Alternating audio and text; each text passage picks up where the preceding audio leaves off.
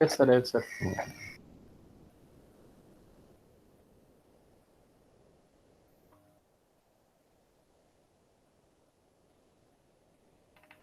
So today we'll start the remaining part of unit number 2. That is after a block diagram and signal flow graph. This is the last topic which is remaining in unit number 2. That is transient response analysis, or commonly called as time response analysis. See, so far what we have done in unit number 1, we have found out the method how to represent the mathematical model of the system and how to come across what is known as the transfer function of the system. Once you obtain the transfer function of the system, next stage is to simplify that transfer function which is obtained in the unit number 1. That we have done it by two methods, one by either block diagram or by signal flow graph. A complex transfer function is simplified using a block diagram and signal flow graph. Then after we obtain this simplified transfer function, now we are going to start real treatment in our control engineering. That is, here there are two approaches. One is called as transient response or time response analysis, and second one is steady state or frequency response analysis. So unit number 3 after this deals with time response analysis in detail. That means transient response analysis, whereas also deals with the stability in time domain, whereas unit number 4 deals with stability in frequency domain or steady state response. So this is how it is. So basically in unit 1 and 2, whatever you have done, that is for unit number 3 and 4. So in unit number 3 and 4, we are going to actually use our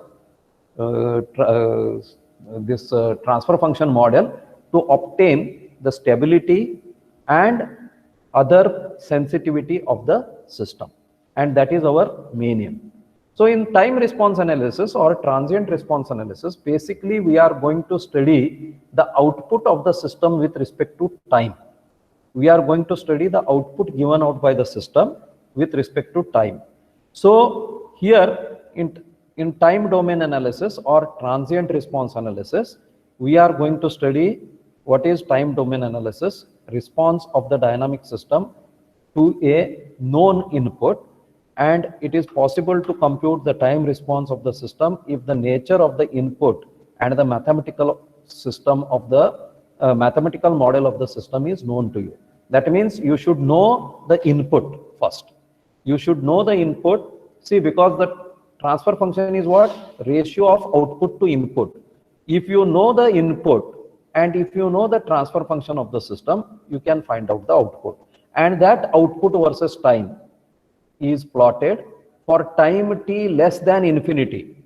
Time t less than infinity, then that response is called as time response analysis. I repeat once again, you know the transfer function of the system. Transfer function of the system is nothing but output divided by input for a given system. And if you know the input here, out of output and input, if you know the input and if you know the mathematical model, you can calculate the output and plot that output versus time on the graph. On y-axis, you have to take output. On x-axis, you have to take the time, and that plot is called as time response plot or transient response plot. Transient basically because here the time t is less than infinity. So if the time t is infinity, or that means if you wait for a long duration, then the output is steady state. That steady state response is not covered in time response analysis. That is covered in frequency response analysis. So here, usually the input signal to the control systems are not known fully ahead of the time. But to start with this, we should know them. It is therefore difficult to express the actual input signal mathematically by simple equations. So you should know them first. So that's why we are going to use what is known as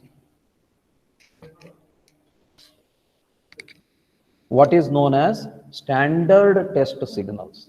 What are known as standard test signals? So these standard test signals are designed basis on what type of signal you want. That is sudden shock, sudden change, constant velocity, constant acceleration. These are the different types of standard inputs which are commonly used.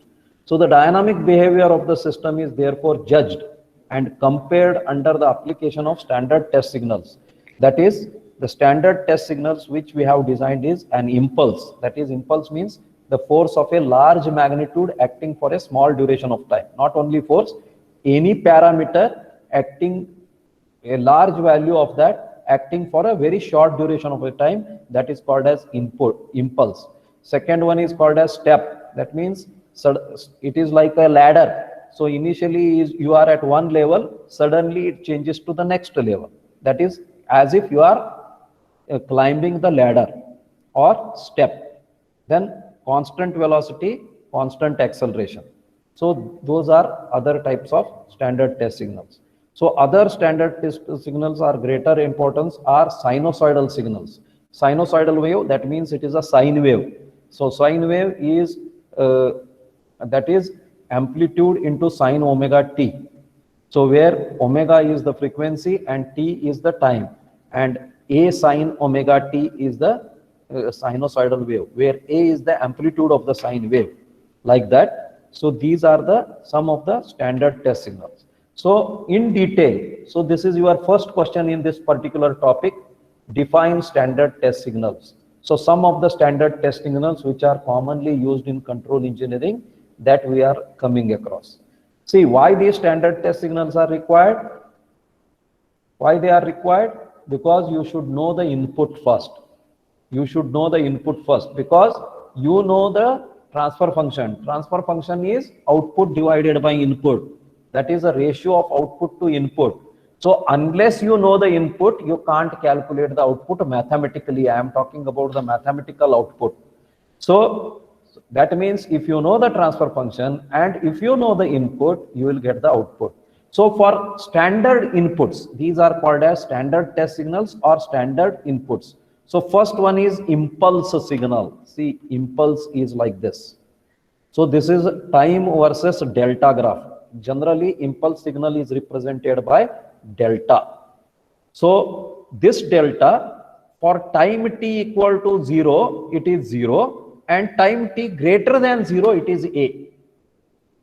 And when once again it becomes 0, that means it is a just one spike here, one spike. That means for time t less than 0 and greater than 0, it is 0, and in between it is a value equal to a or 1. If it is 1, then it is called as unit impulse. If it is a, it is generally called as impulse signal of magnitude a. If the magnitude is 1, that is a is 1, the impulse is called as unit impulse signal. That means for time t equal to 0 also and greater than 0 also, it is 0. But in between one spike will come suddenly. That means it is a signal of large magnitude acting, or any magnitude in general, acting for negligible amount of time. Negligible amount of time. So this is only theoretically possible, but generally how we define is, this A is nothing but the area under the curve. The area under the curve is something like, that means a unit is acting for 1 unit time, that is say 1 second. That means its area is a into 1, that is a, that is how it is represented. So impulse magnitude, unit impulse, that means unit impulse means a is 1, that is the area under this curve is 1. How that can be possible? Suppose if it is, the signal value is a and acting for 1 upon a seconds, 1 upon a seconds. So area is a into 1 upon a, that is 1. So area is 1, but that doesn't mean the signal value is 1. So signal value is very large, a, but it is acting for very short duration of a time, that is 1 upon a. Suppose a force of 1000 Newton, a force of 1000 Newton is acting for 1/1000th of a second. So 1000 multiplied by 1 upon 1000 is 1. So the signal, unit impulse signal means the signal is not 1. The signal may be anything, but it is acting for very short duration of the time. That means 1 upon that signal. So 1000 divided by 1 upon 1000 multiplied by 1 upon 1000 is 1, like that. So but the force here is 1000 newtons only, like that. So this is called as impulse input. This is one of the most commonly used signal for stability. This is the one of the most commonly used signals, so stability analysis. So second signal is step input or step signal or step input signal. So here you can see it is like a step. So it is like a ladder. Initially you are at position 0, suddenly jump to position A. So you are rising a step from here to here. So the signal applied is called as step input. Then see, as per the definition, it is represented by U. Impulse signal is represented by delta. This is represented by U. U is equal to A when time t greater than or equal to 0. But U is equal to 0 if time t less than 0. So if the time t is less than 0, it is 0. For time t greater than 0 or equal to 0, it is A. So if this A is 1 unit, then it is called as unit step signal. So if the unit step or unit impulse or unit ramp or whatever unit means, its magnitude is 1. That's all. So otherwise, in general, it is called as A or anything in particular. It may be some number. It may be force, it may be velocity, it may be pressure, it may be torque, it may be moment or whatever it is. In general, it is a signal of magnitude A. A can be anywhere above. If it is 1, it is unit. Otherwise, it is generally A. It is not necessary A should be greater than 1. A can be less than 1 also. It may be 0.5, 0.25 or something like that. But if A is 1, then it is called as unit step or unit impulse in the impulse signal. Then this is a ramp signal. This is a ramp signal. So ramp signal means it is a straight line passing through the origin. That means it has a slope. This slope is the magnitude of the ramp signal. See here, it is R is equal to A into T. So it is equation. What is the equation of the straight line? Equation of the straight line is y is equal to mx plus c, where c is intercept. If the line passes through origin, c is 0. So it becomes y is equal to mx. What is m? M is the slope of the line. That is A here. And what is x? X is time. So R, that is y is R here. R is equal to slope, that is A. A units is the slope of this line. To time is t, that is x. So this is what is the equation. If the slope of the line is 1 unit, then it is called as unit ramp signal. If the if the slope A of the signal is 1 unit, then it is called as unit ramp signal. When it is possible, if this line is at 45 degrees. If this line is at 45 degrees, tan of 45 is 1. So the signal has a slope of 1 unit, and hence it is called as unit ramp signal. Then see here, this is a unit ramp signal. 1 here A, 2 2A, 3 3A. That means its slope is 1 unit, A unit. Slope is A unit. No. So this is unit ramp. So this unit ramp is slope is 1 unit, means if the time is 1 seconds, output is 1, input is 1. Time is 2 units, output input is 2 units, like that. So this is what is the third signal, ramp signal. This one is parabolic signal. It is a curve. It is a curve here. Earlier it was a straight line. This is a second order curve with P of t is a t square upon 2. So if time t equal to 0, it is 0, or less than 0 is 0. If time t greater than or equal to 0, it has an equation a t square upon 2. So it is unit parabolic if A is 1 unit. See here.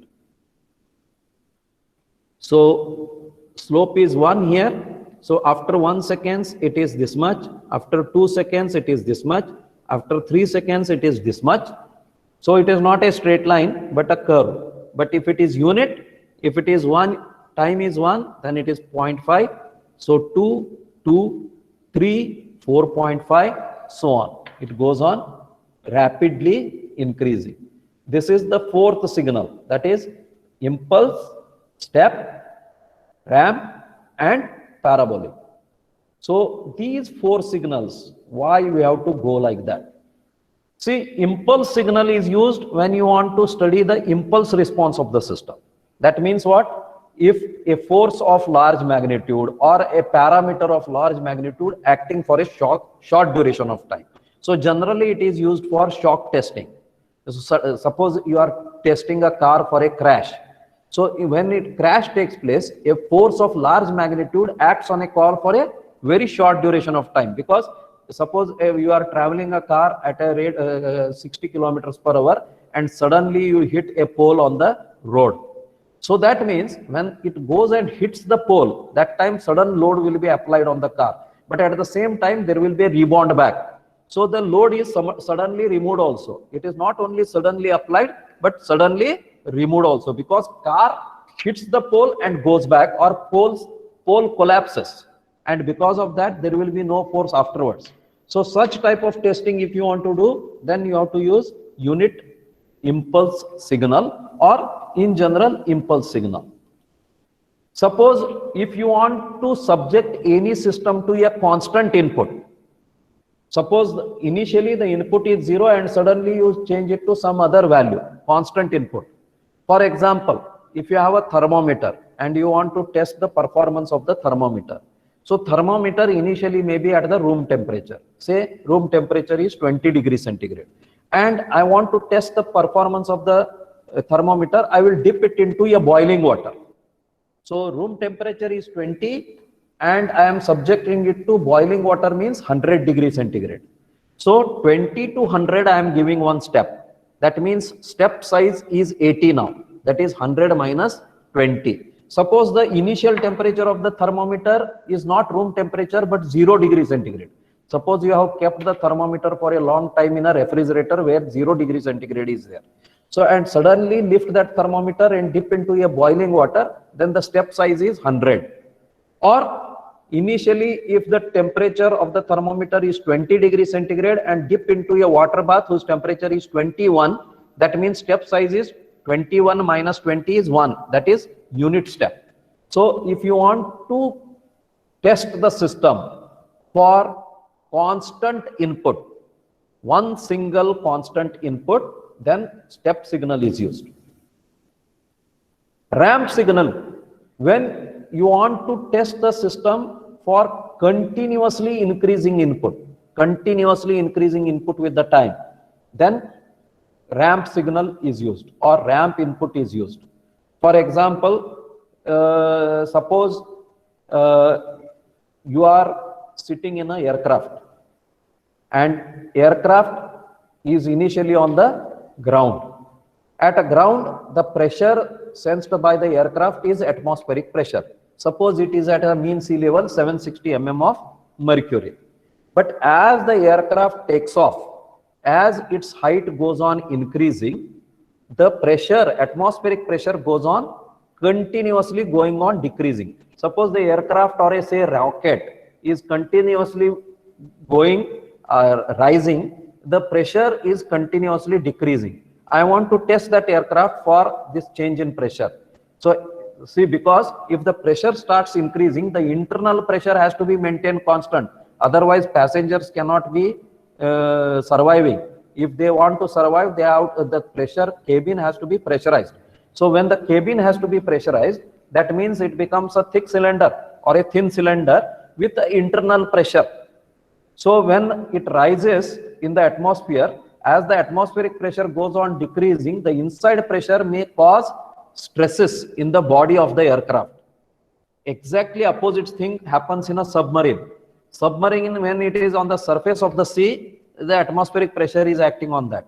But as the submarine dips, the external pressure on the submarine goes on increasing, and that will lead to a stresses in the submarine because of water pressure. So if you want to test submarine, then you have to use this type of a ramp signal. As the height of the submarine or depth of the submarine goes on increasing, the pressure goes on continuously increasing. So this is another type of ramp signal. So this ramp signal is over. Then parabolic, that means if you want to change more rapidly, instead of a linear variation, if you want to have a quadratic variation, in that case, this parabolic signals are used. But normally, very few cases the parabolic signals are applicable. Most common standard test signals are impulse input, step input, and ramp input. These are the three signals, and this one is the fourth signal, is commonly used in time response analysis. And the sinusoidal signal we are not covering here, but that is also a standard input. You have to write in the notes that impulse sinusoidal signal also, but it is not used in time response analysis, but it is used in frequency response analysis. That is unit number 4. So in brief, these signals are impulse signal. It is equal to A when time t is 0. It is 0 when time t is not equal to 0. Then step signal, it is equal to A for time t equal to or greater than 0. Otherwise, it is 0. Ramp signal, it is A into t for time t equal to 0 or greater than 0. But time t less than 0, it is 0. For time parabolic, same thing. It is time t greater than 0 or equal to 0, a t square upon 2, and 0 if time t is less than 0. So initial condition we are not bothered. Time t less than 0 means what is called as initial condition of the system. And in transfer function model, there is no initial condition, so we are not bothered about the initial condition.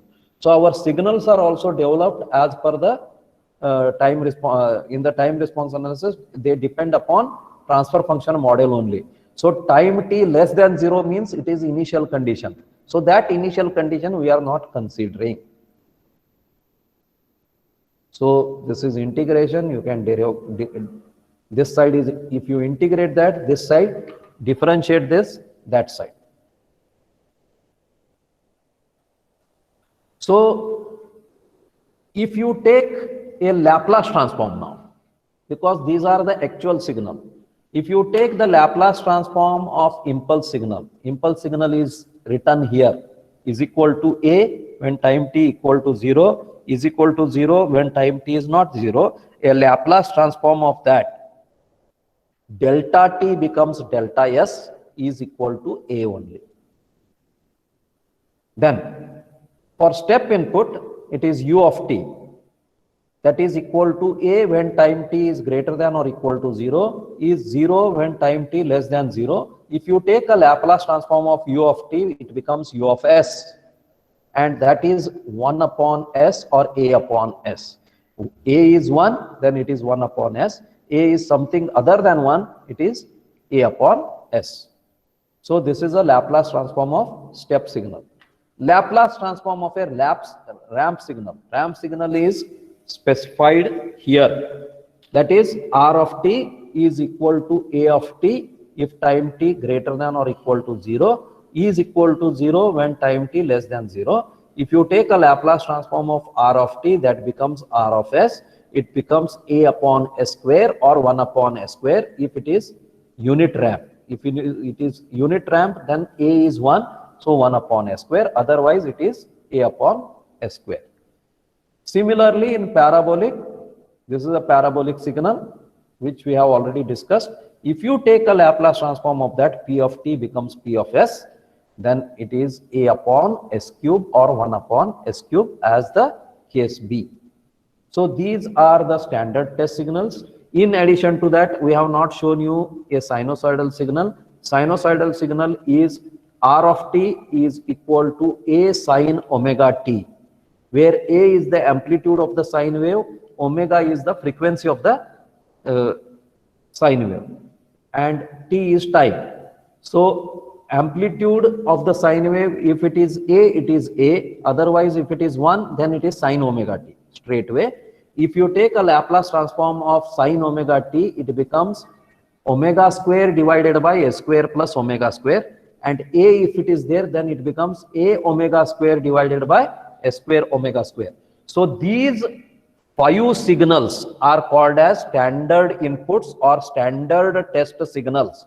So if you open a question paper, previous year's question papers, you will find some or other times some 5 marks or 6 marks question is asked on write a note on standard test signals used in time response analysis, or write a note on standard test signals.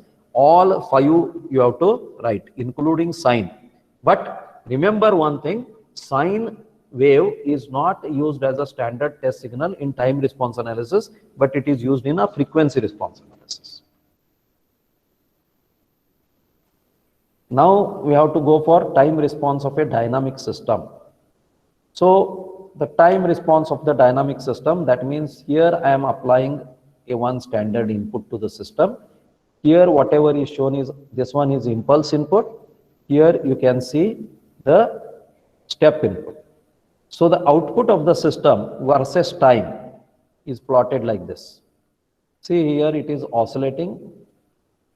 It may not be oscillating. It depends upon the transfer function of the system. It may be gradually rising and becoming equal to mean value equal to this much. That is equal to A, and this is an impulse, so it is moving like this. So this is input, this is output. So the time response of any system has 2 components, transient response and steady state response. But we are only dealing with the transient response, that is time t less than infinity. So this is transient response. Afterwards, these oscillations will die down and it will become equal to input only. Then it is called as steady state response. Same thing happens to the impulse input also. Initially it jumps, oscillates and stabilizes to 0. Then once it becomes 0, then it is called as steady state response. Here suppose this value is A, it will oscillate initially by large amount, and finally when it becomes A only, then it is steady state response. So we will take a break now, and then we'll see what is known as order of the system, and we'll see the time response of the particular order of the system.